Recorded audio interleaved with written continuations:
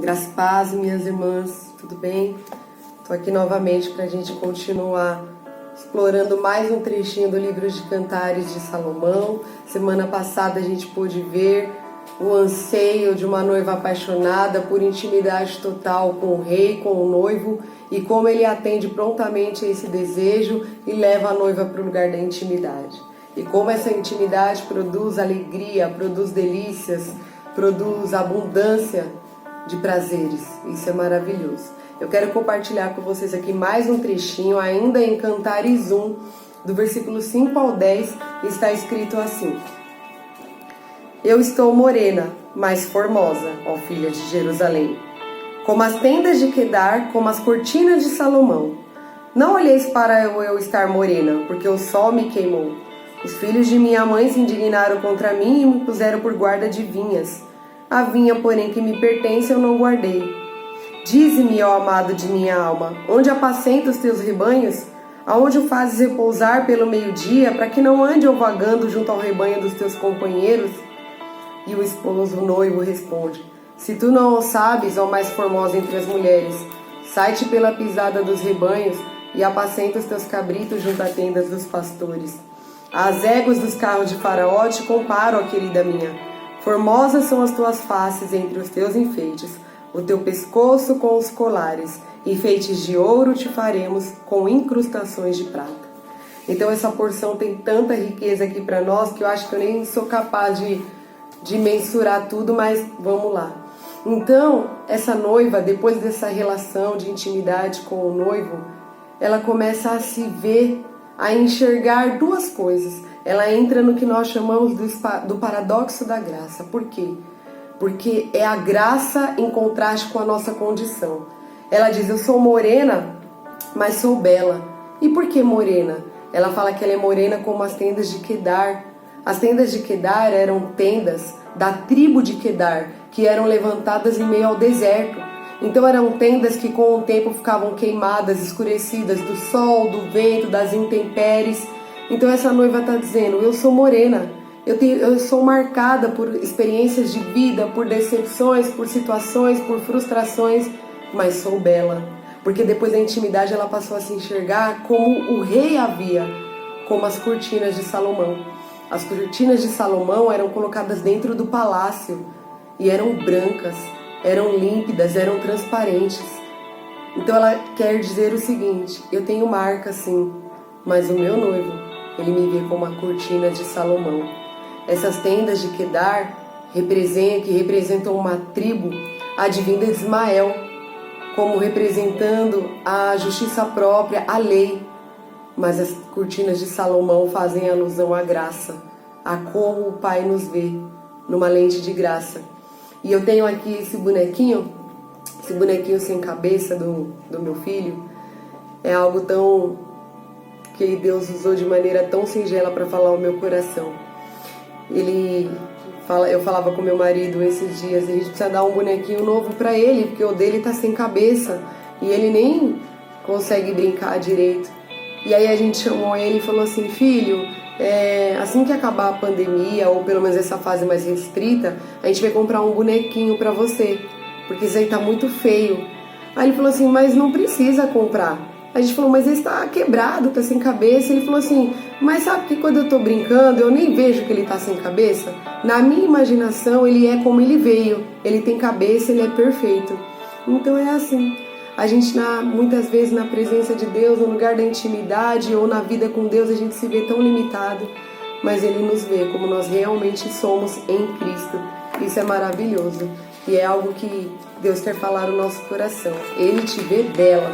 E então, essa noiva, ela vai dizer, ela fala: não olhem para eu estar morena, não me julguem de maneira natural, porque eu estava cuidando da vinha dos meus irmãos. Eu fui cuidar das vinhas deles, e a vinha que é minha, a minha que me pertence, eu não cuidei. Mais uma vez aqui, a palavra nos mostra. Ela foi para o ativismo, talvez. Talvez estivesse envolvida, até na igreja, nas atividades, cuidando das coisas, cuidando até das coisas do reino, fazendo muitas coisas. Mas por causa disso, talvez ela negligenciou o cuidado com o coração dela, com a intimidade do secreto. Mais uma vez aqui a gente vê que o ser vem antes do fazer. A palavra diz que nós não somos justificados por obras. E talvez nessa fase da vida ela estava fazendo para se justificar. Mas a graça nos chama a sermos justificados pela fé. Então ela fala, não me julguem porque eu estava em atividade. Mas agora eu estou aqui, pertenço ao meu amado. Então ela reconhece que ela cuidou de tantas coisas e descuidou do seu interior, do relacionamento com o pai. É algo que nós precisamos atentar. Só que agora ela não quer mais isso. Agora ela quer priorizar a relação dela com o noivo, com o amado. Então ela pergunta para ele, aonde você apacenta os seus rebanhos? No versículo 7, ela pergunta aqui para o amado, dize-me, ó amado da minha alma, aonde apacenta o teu rebanho? Onde fazes repousar por meio-dia, para que eu não ande vagando junto ao rebanho dos teus companheiros? Ela está dizendo assim, eu não quero mais perder tempo na minha vida. Aonde é que eu encontro essa totalidade do teu cuidado? Aonde que você cuida das suas ovelhas no meio-dia? Meio-dia fala da hora mais quente do dia, das intempéries da vida, das dificuldades, das situações que dia a dia a gente vive. E ela fala, como eu posso ser cuidada? Por você. Eu não quero sair por aí sendo cuidada por outros, esse por outros pode falar dos teus companheiros, da força do meu braço. Eu não quero mais viver de maneira natural, no ativismo. Eu quero ser cuidada por você. Aonde é que é, meu amado? Aonde que você cuida das tuas ovelhas? Aonde eu encontro o abrigo quando o sol do meio-dia apertar sobre a minha cabeça? Então ele responde a ela de maneira maravilhosa. E antes de responder, antes de dar instruções para ela, ele faz uma afirmação. No versículo 8, ele diz para ela, se tu não o sabes, ó mais formosa entre as mulheres. Ele está reafirmando a identidade dela. Ele está dizendo aqui para o bonequinho, você é a mais formosa entre as mulheres. Ele está reafirmando a identidade dela, de noiva, de bela, de perfeita. Ele está dizendo para ela, antes de mais nada, mesmo ela dizendo que estava morena, que foi queimada pelo sol, pelas experiências, mesmo ela se vendo imperfeita, ele a vê como a mais bela entre as mulheres. E aqui ele dá uma instrução clara para ela em 3 passos, para que ela ande de maneira correta. Sai-te pela pisada dos rebanhos, que significa, envolva-se com o corpo, vai junto com o rebanho, vai para a verdadeira comunhão onde o Senhor ordena a bênção e a vida para sempre, como a gente tem ouvido do pastor Ricardo no Salmo 133. Se você não viu essa ministração, vale a pena ver, a gente tem no YouTube. Então a primeira orientação, sai-te pela pisada dos rebanhos, vai viver no meio do corpo, tendo verdadeira comunhão, desfrutando da vida do corpo. Segunda, apacenta os seus cabritos, cuide, coloca a mão no arado, viva a vida discipulado, do cuidar e ser cuidado, apacenta os teus rebanhos. Não é só fazer parte da multidão, é se envolver, né? Não no ativismo, mas em ser cuidado e cuidar de maneira específica, de maneira intencional. E a terceira orientação, junto às tendas dos pastores, honrando as autoridades que o Pai colocar diante de você. Não é viver sob um espírito de independência, mas é viver debaixo de uma ordenança inspirada por Deus, viver debaixo de uma diretriz, de uma liderança que o Pai colocar sobre a sua vida. Então o rei dá aqui para ela 3 chaves: vida do corpo, ou seja, comunhão, discipulado e honra.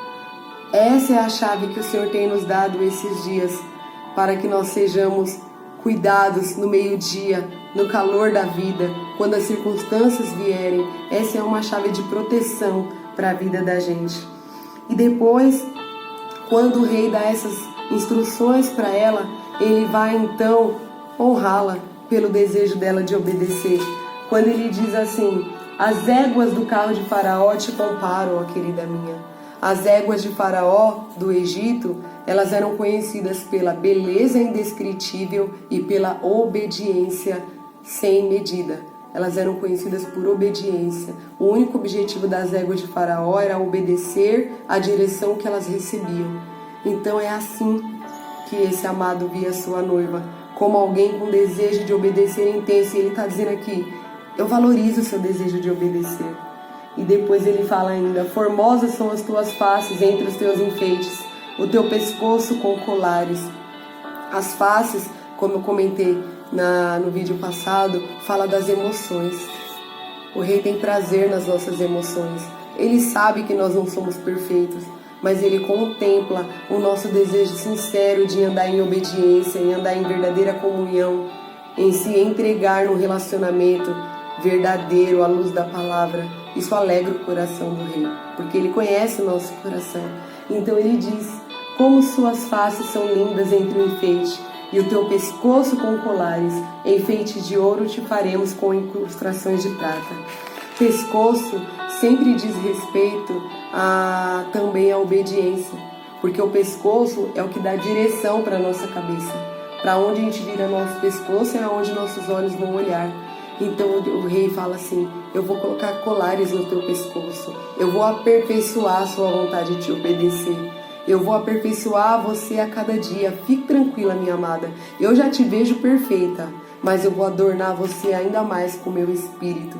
É isso que o Pai quer fazer, porque quando nós dizemos sim ao chamado de íntima comunhão, primeiro com Ele, depois com o corpo, com uma vida de cuidar e ser cuidado, e nos submetemos a um relacionamento de honra às autoridades, então o rei aprecia o nosso desejo de crescer no relacionamento com Ele, e Ele se compromete a nos aperfeiçoar até o dia de Cristo.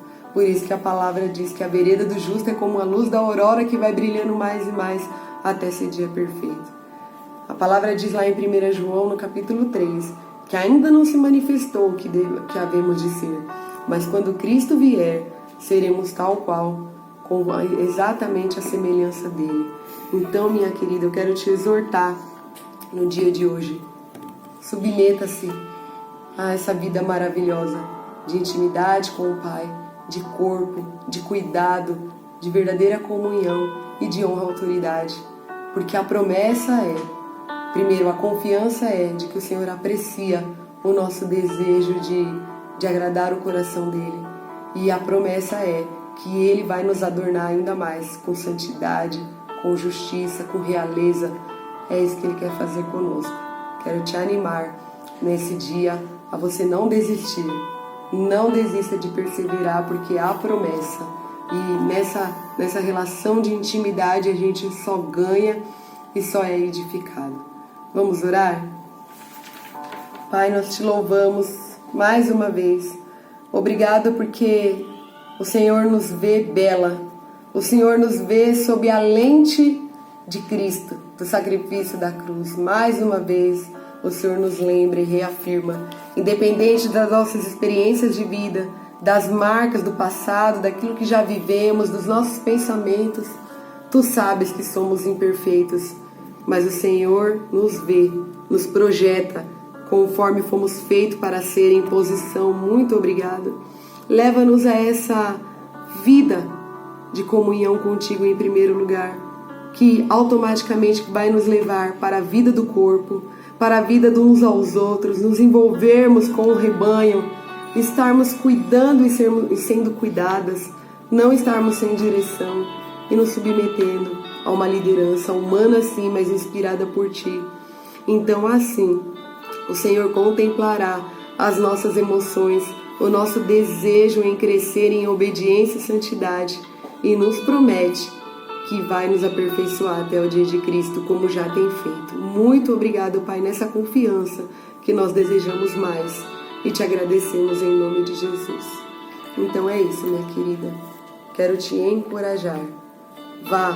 Vá para este lugar de comunhão, de cuidado e de submissão, porque há recompensa nisso. Até já!